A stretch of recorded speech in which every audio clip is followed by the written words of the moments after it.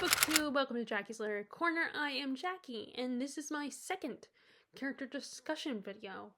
Although, if I'm remembering correctly, I've done this way back. I don't know if earlier this year, but so this might actually be my third one, if I'm remembering correctly. But I had decided to start this series of videos, and I finally did I just filmed one on the character of Robin Swift from Babel. And the next one I'm going to do is I mentioned in that video on Robin Swift that one of the characters I was thinking about doing a video on, he's the secondary protagonist of a story with two protagonists, I believe, I'm talking about the characters in Christine, because this is the character of Artie is the one where the story happens to. It's partly his story. I mean, he's the one who gets Christine and drives it, and it influences him. But the story is also narrated by his best friend, and so I mean, people say that his best friend, Dennis, is the protagonist, but halfway through the story he disappears. And like I said, I think protagonists are characters where the story happens and revolves around. So I kind of wonder if you really should consider Artie the protagonist, even though Dennis is the one narrating the story. So for the sake of argument, let's say the story has two protagonists, but I'm going to talk about Artie, the character of Artie. So Artie is the one who gets the car, Christine. And he's this guy, this young, early teen, kind of a very smart, very kind of considered a nerd in high school. He has a face that he has all those marks on his face that, the pimples and stuff that we break out, and that eventually as we get older, hopefully we lose them. And I'm not trying to say, sound all, but I actually never got that kind of stuff. I don't know, maybe I'm just really good, me is just really good washing my face, but I never actually broke out anything. I mean, I have freckles, but that's about it. I mean, and I don't think you can barely see them unless you look close to my face. But then again, it's not like I look at my face, except for when I look in the mirror when I'm in the bathroom or something, but so yeah, I never had that. Luckily I never experienced that part where you break out and stuff and then marks all over your face. But he's shy and awkward. He's, really does what his parents ask. He has a good relationship with them. He has a good relationship with his best friend. But he's a very insecure person. Like, it's because of, like, despite having a great relationship with his best friend and his parents, he is not popular. He's not cool. Like, Dennis was kind of the popular guy in school, the guy everybody loved. And he kind of took pity on Artie, and they're genuine friends. They are genuine friends. Or at least they start out as, but as the story progresses, that kind of changes thanks to Christine. And they have a good relationship, But there are things that, of course, Dennis does not understand, that Artie experiences, his insecurities, why he's so,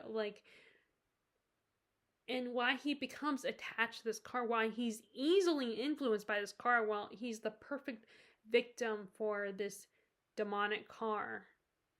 Because he's shy and awkward, he feels very, again, insecure, and he's a bit of a people pleaser. And, and as I said in my review for this book, I feel like his mom had her leash too tight on him. Like, she always believed he would always do what she asks, what she expects of him. But then, as this car influences him, he starts to, disobey her and kind of talk back to her and be like, I don't want to follow your plan. And I think that comes from those suppressed thoughts and desires, things that he kept hidden because he loved his mom and didn't want to disappoint her. And especially since she's such an, she is, I want to say she's like a politician or something. And he wants to live up to her, expectations of him. And he just, I think, keeping it locked in lock and key and not saying anything, not having a conversation with her, and trying to get her to understand that he's not going to always live up to her expectations. I think that was part of the problem. And Christine, whenever she takes the form of a car, obviously, but I think there's a lot more to it. I did want, a lot more to the car that meets the eye. I almost wonder what the deal is with the car. But then again, it would, that's one of those situations where I want to know, but then I feel like it could potentially ruin the mystique of the car and the mystery of it all. But I always kind of want to know. I'm always a very curious person and wanting to understand the whole situation, what the deal is with the car. But anyway, so he's easily influenced. And again, he's another character that it was very, just as I said for Robin Swift, he is a character that, you feel bad for because he was such a sweet, kind person. But then this card changes him, makes him full of anger. And like I said, it reminds me of what happened to Robin Swift a little bit, where finding out the secrets of Babel and being part of this, and realize he's part of something that is destroying his country, his birth country. That it's the same thing where just the car manipulates him and he becomes very obsessed with it. And I think this is talk about, I've heard people talk about, guys love cars. The cars are something that holds value for them, that's special to them. And having a car is it makes you cool. In fact, in Buffy, I think season 3, the character of Xander is very insecure. He's insecure all the time. And in that episode particularly, one of the things he does is get a car from his uncle, thinking, oh, that'll make me, I'm the car guy. He's always trying to find what his thing is, what makes him important to the group. And he thinks, oh, I have a car now, so I'm special, But I feel like that, again, that wasn't, I think in the end, that doesn't get him what he wants. But in this case, for Artie, he still thinks he gives him what he wants, because he becomes so obsessed with this car. He falls in love with this car. He has a relationship with this car.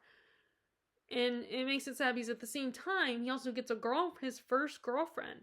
Finally gets someone that likes him for him and is not interested in Dennis or anyone else. She likes him, likes who he was when she met him, this sweet, shy, endearing, very smart guy. She liked that guy, but then he changes around the same time, which, bad timing for her. But of course she had no idea the power this car would have over him. And it's and I think this car, I imagine that the old man that he gets the car from probably had similar problems to Artie.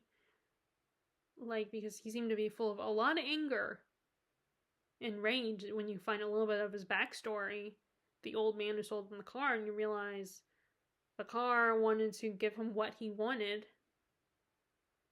The car is a seductress in a way.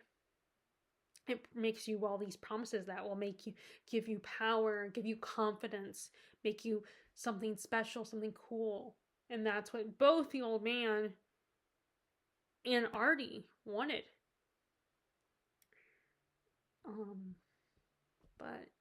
So Artie is there are so many scary moments with Artie and the way he talks to his mom, and then something happens between Dennis and Artie's new girlfriend, and you just are always wondering if Artie's gonna snap. And it's also another moment that was really scary is when the new girlfriend, Lee is her name, thought she was gonna choke, and he just didn't care. All he cared about is his car, his precious car. And that was, he just became this scary person. And it's, I mean, I think you could compare this to what happens to him, can be compared to when you get into, if you become addicted to drugs. I mean, not that I have experience in that, thankfully, but from what I've heard, that's, a lot of people said that it is like, it's, you know, you can compare this, what happens to Arnie, his obsession, is just how it changes his mood, is, you know, is essentially what happens with, is how it is with, you're addicted to drugs. It changes your mood. It makes you an ugly person. And I think if Arnie had had more confidence and more secure in who he is, then maybe, and maybe over time, if he had gone to college and gone to the adult world, maybe eventually he would have grown and matured and gained more confidence in himself. But that's no guarantee, of course. There are people who even in the adult world, they don't always gain the confidence and security in their own identities all the time. And like, that's another thing. Like, Artie didn't know. I feel like Artie didn't know who he was. He was still trying to figure himself out. Because they're, like, I feel like because of his mom, particularly his mom and his dad, but mostly his mom, because his dad didn't really stand up to his mom, and his dad was kind of a more passive parent. But like, because the mom wore the pants in the relationship, in their family dynamic, and I mean, like, even though she wasn't that actual biological father in the story, she was the mom, but she still had, like, I feel like she was more of a father, more in the father role than his actual father was. But because he was more, Artie was all about focusing on what they wanted, what they expected of him, what they thought he was. I think that's, because, I mean, there's that one point where he has an argument with his parents and he tells them, I always did what you wanted me to do. I want to do what I want to do. And that was right away when he wanted to buy the car, when he first bought the car. And his parents don't approve of that. They don't like the idea of that. They wanted him to wait. And he was like, you know, for once I'm doing something what I want to do for myself. Like, I always do what you want. And for once I'm doing something for me and you don't like it. Like, that's when you start. Like, and I think that was the problem, is because he's always doing what they wanted. And he was never making his own decisions. He was never doing stuff for himself. He never was making his own choices. It was always what they wanted. He doesn't have his own identity. He is their son. He is what his mom expects him to be. And I think in a way that was a problem, because he hasn't figured out his own identity yet. He hasn't figured out what he wants out of life, what he believes in himself. And it's kind of, and I think that's part of why Christine was able to influence, because he repressed who he was on his own. He never figured out who he was on his own without his parents. And so the car was able to shape his identity and kind of possess him in a way. And I don't know if that was the intention, was that that's what King was trying to get at, but that's how I see it, as the car was possessing him, controlling him. I don't know if maybe there's something in there that applies that, or something like that saying that exact thing, but that's how I look at it, is that the car was taking, you know, there was a crack in his identity, and that she slithered in there and got to him and consumed him. And now he's the car, you know, he and the car are one. They became, him and the car were one. They became part of each other. And that was scary. And the mom does eventually realize this, I think, as the story progresses. You know, she finally realizes that it's partly her fault. But it's so, like, it's actually a tragedy in a way. It's a horror, but it's a tragedy, which I think a lot of horror, you can make the case for that. Like, a lot of horror turns out to be tragedies. Because like slasher movies, a lot of times the reason the character, the monster becomes that way because they were treated horribly or abandoned or, you know, abused or something. Like, I mean, in the House of Wax remake, It was on, was on TV in our break room at work, and in so I was thinking about it, and in in that story, you had, in this remake version of the House of Wax, you have these two brothers that are conjoined twins, that they were stuck together. They were born stuck together, and they do get separated somehow, but the one of the twins was deformed, and the mom was abusive, and you get the hint that the mom was abusive and mean, and this kid never got any love or respect or kindness, and he became messed up. He became obsessed with wax figures, and so it's, and I think some of those, those killers, like, I can't remember all their, like, Jason and all them, I think they, things happened to them that made them the way they are. And I'm trying to think of other villains that, like, and, well, not just so, but also, like, horror stories where characters die while they're trying to face off this killer and everything, and, like, an episode of Yard for the Dark I was watching where, like, there was this whole creepy chameleon type creature who can, they bite you 3 times and you get wet, and all of a sudden the chameleon will replace you, and her friend can't, the chameleon goes after this girl, and her friend couldn't tell because she sees both her real, 2 versions of her friend. She doesn't know which one is which. And then and she makes a choice thinking that she chose her real friend, and her friend, but at the end of it you realize, oh wait, she didn't. It was the chameleon still. And the girl, she kills the real girl. And I'm just thinking, she just killed her best friend. And she doesn't even realize it. And that's how I think a lot of books have a lot of tragedy. And I think this is very tragic, seeing what happens to Artie. And he was such a kind, good, smart young man.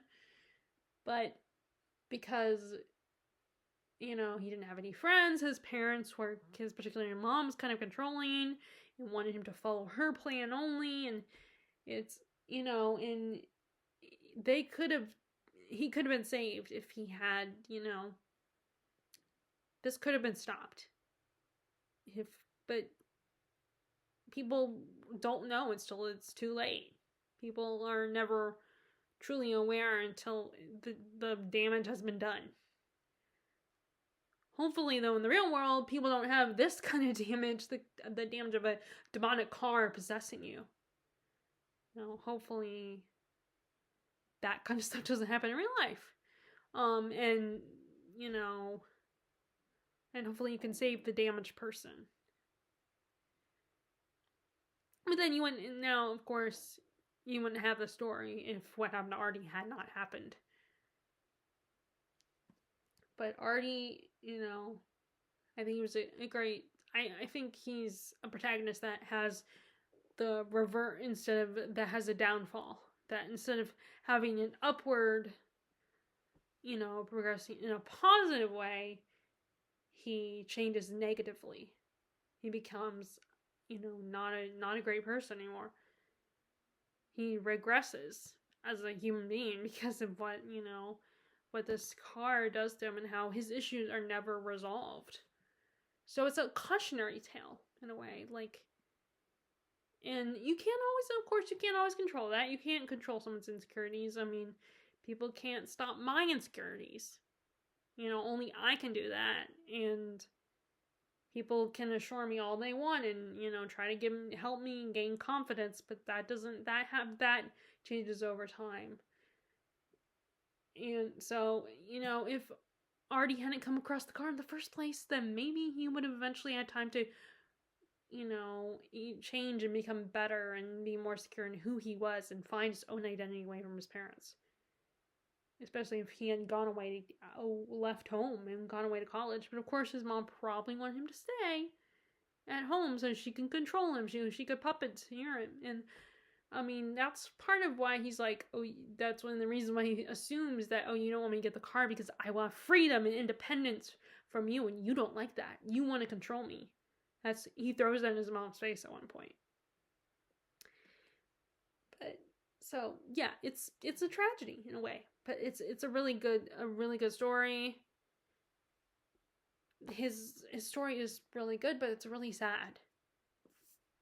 And